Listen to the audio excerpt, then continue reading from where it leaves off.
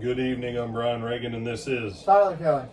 We are coming to you this evening from Hebrews 11 with our Twilight Talk on Faith, and we are in verses 8 through 12. Tyler, if you don't mind reading those. By faith Abraham obeyed when he was called to go out of the place which he would not receive which he would receive as an inheritance, and he went out not knowing where he was going. By faith he dwelt in the land of promise, as in a foreign country, dwelling in tents with Isaac and Jacob, the heirs with him of the same promise. For he waited for the city which has foundations, whose builder and maker is God. By faith Sarah herself also received strength to conceive seed, and she bore a child when she was past the age, because she judged him faithful who had promised. Therefore from one man, and him as good as dead, were born as many as the stars of the sky in multitude, innumerable as the sand which is by the seashore. All right. And so last night we looked at by faith Abraham obeyed when he was called. He went out not knowing where he was going. But I want you to see the larger scope of Abraham's faith. You know, on one hand, there are times when he was still Abram, that his faith was very short-sighted. But at the same time, and this is a point that's kind of crucial to understand. You may have faith over here that's as solid as a rock, and over here you're weak as water. You say, no, brother, that's not possible. Sure it is. The same Abram that God said, I'm going to show you a land that I'm going to give to you and your descendants. So start walking. Okay. He didn't know where he was going, and we have no record he even asked. He just said, all right, and he started walking. Then we come to that time where he finds himself down in Egypt. God didn't tell him to go to Egypt. That wasn't the land he was going to inherit. And God didn't tell him to go there. We find the issue with Hagar and Sarah. Again, those are places of non-faith. But what did Abram/Abraham understand about that land? He saw the bigger picture.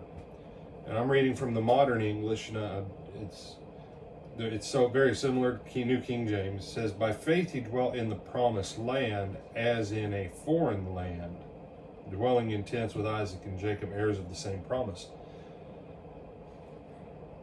He lived in the promise as though he was a foreigner. Long before anybody else ever thought of saying, this world is not my home, that was how Abraham lived. That's why he was able to look at Lot when he had the problem with Lot. And he said, son, pick what you want.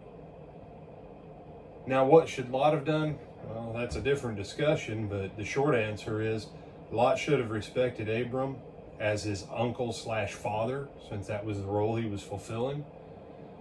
And he should have said, you've been nothing but good to me. The blessing of God is upon you.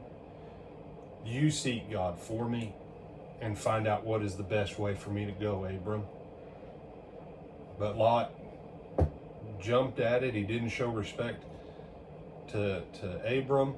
He didn't seek the will of God. And of course, we have the catastrophes that happened to Lot recorded in Genesis. But what did Abram look at? There in verse 10, he was looking for a city which has foundations, whose builder and maker is God. Abraham knew and moved in faith that he was going towards eternity when he walked out and headed out from Ur of the Chaldees and from Haran. He was seeing a much bigger picture. You have some thoughts on this one, my brother? And then, like you said, for the majority of his time, he had to walk in faith, because God doesn't say, go do this. It's go do what I told you to do. And then Abraham basically has to go do it, because it's not like he said, and then when you do this, then go here, then go here. It's just go. And he has, like you said, he basically is like, okay. and goes and just does what God tells him to do because that's all God told him to do. And so, and I think part of that in the back of his head, and this is just me surmising, he understood that even though this world was made by God, that because of what he knew had already happened with the flood, that this world wasn't the permanent one. That his great-grandpa, Shem, you know, he had living relatives that lived through the flood. You realize Shem outlived Abram by over 100 years?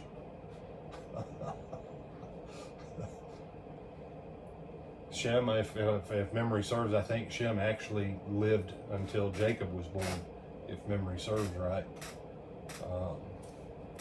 That's how long. And so Abram knew that even though the foundations of this world were put in place by God, Abraham had family that was alive when God broke the earth apart and set the continents in drift. That's why the tectonic plates moved. That's recorded back in Genesis.